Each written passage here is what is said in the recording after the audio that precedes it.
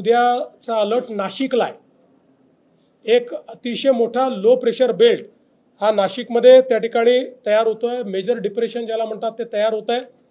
या मेजर डिप्रेशनमुळे जो काही नाशिक आणि त्र्यंबकेश्वरचा मधला भाग आहे या भागामध्ये ढगफुटी उद्या संभावित आहे किंवा त्या प्रकारचे निर्देश आपल्याला प्राप्त झालेले आहेत। ही ढगफुटी देखील मेजर ढगफुटी असू शकते। जवळपास 300 mm पाऊस या ढगफुटीमुळे या सगळ्या भागामध्ये होऊ शकतो। नाशिकच्या बऱ्याच मोठ्या भागामध्ये तो होऊ शकतो। त्या दृष्टीने जिल्हा प्रशासनाने मोठ्या प्रमाणात तयारी केलेली आहे।